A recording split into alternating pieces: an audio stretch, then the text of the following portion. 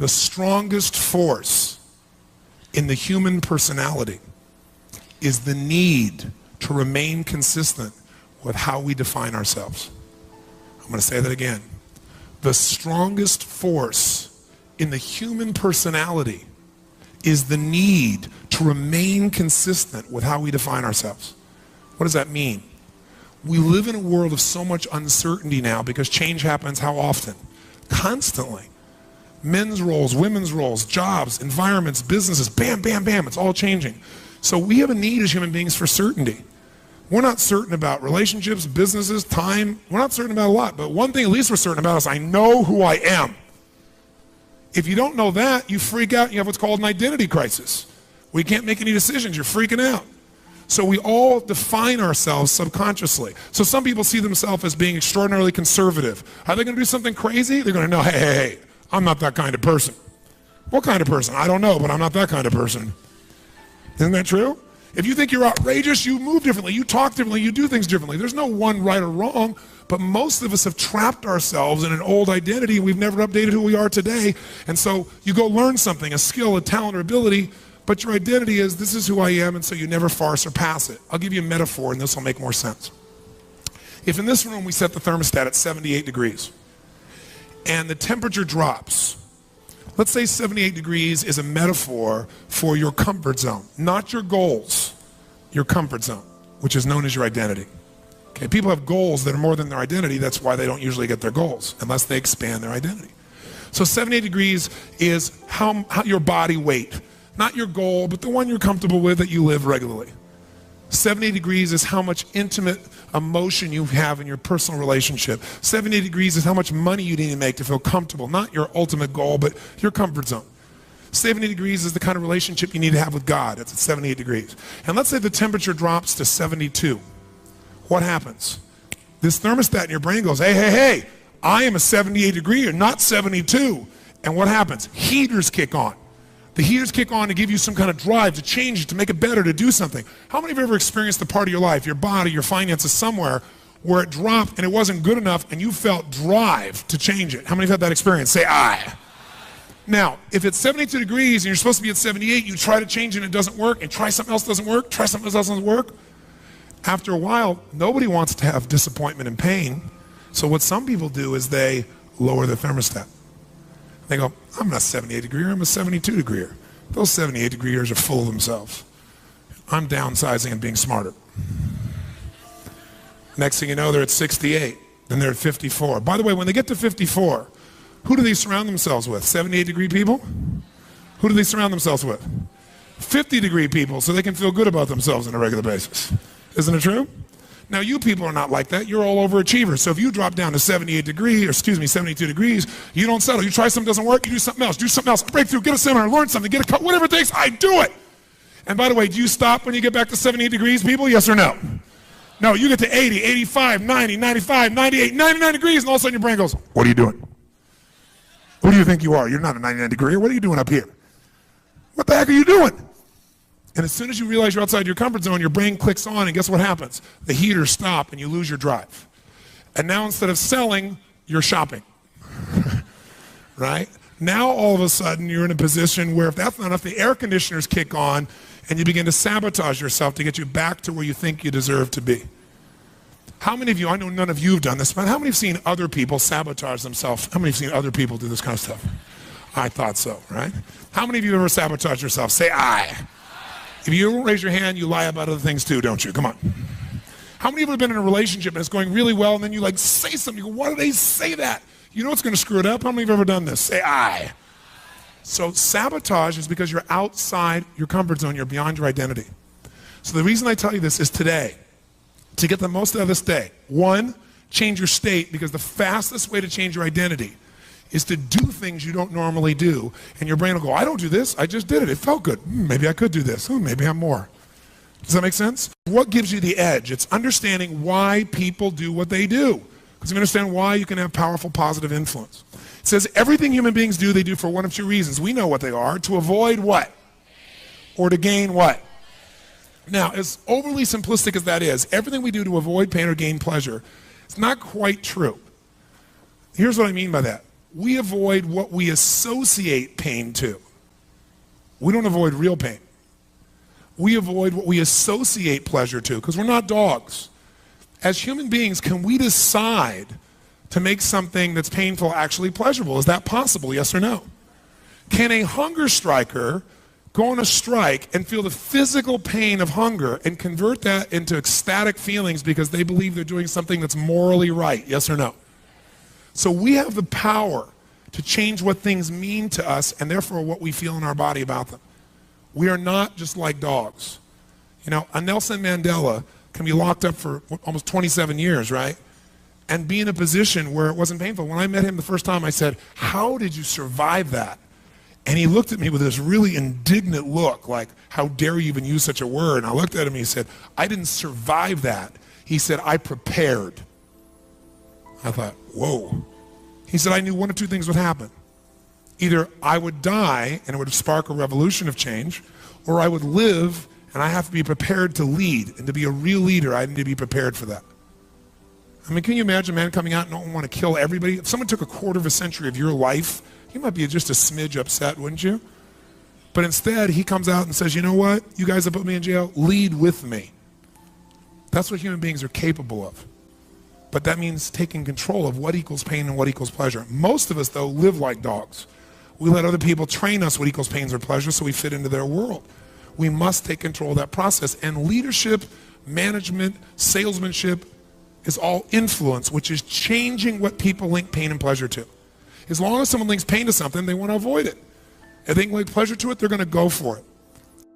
Let's take an example. Would all the ladies in the room, would all the women in the room please raise their hands so we can see the women in the room? Okay, wow, keep your hands up. We might even have slightly more women than men in this room. Wow, that's amazing. Okay, great. So we have about 4,200 people here, so let's take it as 2,100. Out of 2,100 women, I'd like to do a survey. How many women in this room are wearing makeup this morning? Raise your hand if you're wearing makeup. Wow. Should be a makeup salesman in this room, right? Okay. All right. How many are not wearing makeup? That'll be an easier thing to measure. Okay. Keep your hands up. 2, 4, 6, 8, 10, 12, 14, 16, 18, 20, 22, 24, 26, 28, 30, 32, 34, 36, 38, 40, 42, 44, 46, 48, 50. So halfway is 50. So let's say there's even 100. Out of 2,100 women, max, there's 100 not wearing makeup. 2,000 wearing makeup, only 100 not. Now, why is that? Is it because women love the process of putting on the makeup? How many wake up in the morning, oh, I love to do this? How many do it for that reason? Okay, a couple women on drugs, there's usually a few, okay. How many do not like to put on makeup, but you like the result, i.e. you associate pleasure to, if I wear makeup, you know, I feel more attractive, or other people more attracted to me. How many do it for pleasure reasons? Say I. How many women in this room sometimes wake up and think, how come men don't have to do this? But how many of you put it on anyway because you think if I don't put on my makeup, someone's going to say, what happened to your face? How many do it to avoid pain, ladies out there, to avoid pain? How many do it for both these reasons? Let's see a show of hands. Now, how many men in the room are wearing makeup? How many men in the room are wearing makeup? One man. Thank you, sir, very much. Why aren't men wearing makeup? Is it because men are so naturally beautiful? Yeah, I'm beautiful, babe. No, I don't think so, bud. It's because we associate something different for a man wearing makeup than a woman, that's all. And for a man, it will usually equal pain in this culture. Okay? Whereas for a woman, it equals pleasure. Everything we do, jot this down anywhere you want in your notes, just write down this. What I link pain to and what I link pleasure to shapes my destiny. What I link pain to and what I link pleasure to shapes my destiny. What I link pain to, what I link pleasure to shapes my destiny. Now, what does this mean? Well, lots of things shape our destiny, and I don't know what your spiritual beliefs are. I certainly believe in God, and I believe that there are choices that are there, but I think God gives you choices. And I believe your decisions are what shape your destiny. How many believe that you make choices and they shape your destiny? Say, I. Now, if that's true, and I don't know that it is, but if that's true, if your decisions shape your destiny, what shapes your decisions? And the answer is whenever you're going to do something, it's what you associate. If you think it's massive pain to do that, and this is going to be pleasurable, it's not hard to figure out that your decision-making shapes your destiny, but what shapes your decision-making is what you link pain and pleasure to. That's your whole life. So what's interesting is we all have learned ways to get out of pain and into pleasure. Some people do drugs. Some people drink alcohol. Some people find a way to take care of their family or their kids or society. Some people achieve to overcome that pain. Some people eat. Everybody's got different ways, and whatever ways you've learned as ways to get out of pain and into pleasure is shaping your destiny right now. See, I'm here to tell you that Mother Teresa, God rest her soul, and Donald Trump are driven by the same force. You say, Robbins, you sounded somewhat intelligent up until now. You're trying to tell me those two people, they're both alive, that they were both driven by the same force? That's insane. Donald Trump clearly is driven by economics, and she's driven by changing the world. True, but they're driven by what they've learned to link pain and pleasure to. See, Donald has learned to link pleasure to being number one, building the best building, building a brand, having money, et cetera, and being number two is equal to death. That'll give you some motivation, right? Mother Teresa is equally driven. I had the privilege of meeting her before she passed on. I don't know if you remember, but she at one time had a heart attack when she was down in San Diego, California, and I lived there. And I flew in the night afterwards, and I know one of the top heart surgeons in the country, and I went to go see her to see if she was going to get that kind of care. And when I went to see her, she was already out of the hospital. In the middle of the night, the nuns had taken her out without the doctors knowing. Can you imagine being the hospital that lost Mother Teresa? And she left a note that basically said, I'm busy. Not exactly, but she said, listen, thank you so much. Don't worry about me. I'm okay now. I can't sit in this hospital bed. People need me. And so she said, I'm going across the border to Tijuana in Mexico, and if you want to help me, don't send me flowers. Send me a mobile medical unit, which is like a giant ambulance with special stuff so she can get out to people that don't get health services. So I read about the thing in the paper, and it was on the news that night, and Scripps Hospital was talking about, well, we're going to have a board meeting to talk about this, and 4 days later, still nothing had happened. So I called a friend of mine, Martin Sheen, the actor, and I said, Martin, I know you love Mother Teresa, and he's a friend of mine. I said, how about you and I go in together? Let's buy this mobile medical unit, and let's not call a press conference. Let's not do it for any reason. Let's just deliver it to her. If we're lucky, we'll meet her, and if we don't, we'll have done a good thing. So Martin agreed. We went and negotiated. We bought the thing. We drove it ourselves, crossed the border, went down there, and we meet Mother Teresa. Now, remember I told you state is what influences people so much? I mean, this woman, her state of love was so much you felt permeated by it. Plus, you changed state because she's about that tall. Like, how you doing, Mother Teresa? How are you? Got this picture of she and I waving like this, So I'm talking to her, and I'm a believer in the idea of modeling. Modeling is the concept that success leaves clues. That if someone is successful again and again and again, they are not lucky. They're doing something right. And if you sow the same seeds, you'll reap the same what? Rewards. Doesn't matter your gender, your age, your color, your background, your history. None of that matters. If you sow, you're going to reap if you sow the right seeds. So I've spent most of my life modeling. This seminar comes from modeling the best influencers that I know and putting it into a package that we can all use. So I thought, man, Mother Teresa, she's a saint. I'm with a saint. I could model a saint. So I said, Mother Teresa, mind if I ask you a few questions?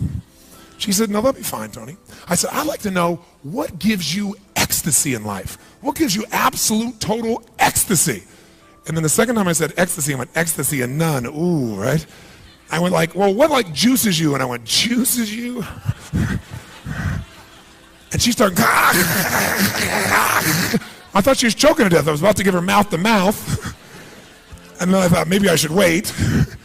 And I realized she was laughing. She had this cackle laugh.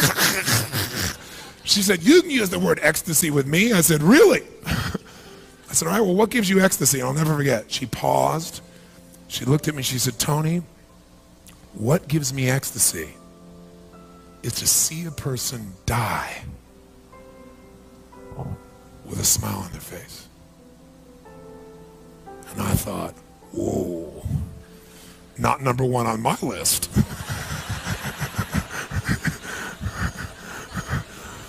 But in that moment, can you see why she went to 76 countries the last year of her life when her heart was terrible? See, she wasn't always this way. The time she was 50 years old, she was a school teacher, she was a nun, but she taught the richest kids in India. She wasn't helping people that were dying. She had an experience that changed her life, changed what meant pain and pleasure. A man was dying. She was in the city of joy, as it's called. It's not a beautiful place. And this man was dying. He saw she was dying. He tripped into her and fell in her arms, and she couldn't drop him. He came, sister, please help me, please help me. She wanted someone else to do it, but she couldn't. So she took him to the hospital, tried to drop him off. He said, please, they won't help me. Please stay with me. And he begged her, and after a while she realized that they didn't help him because he was, in that country, a lower caste. Took him to another hospital. By the third hospital, nobody helped him. So she took him home, and he died in her arms. Heavy. Boom! In one moment, she changed what equals pain and what equals pleasure. It used to be being around a dying person was ultimate pain. Now not helping a dying person was the greatest pain of her life. She tried to leave the feeling. She got in a train and went away from the city, but you can't leave what's inside you. So she promised God that as long as she lived, no one within the range of her influence would ever die again without dignity and love. Did she keep her word? Because it became her standard, my friends, not her desire. And she lived it.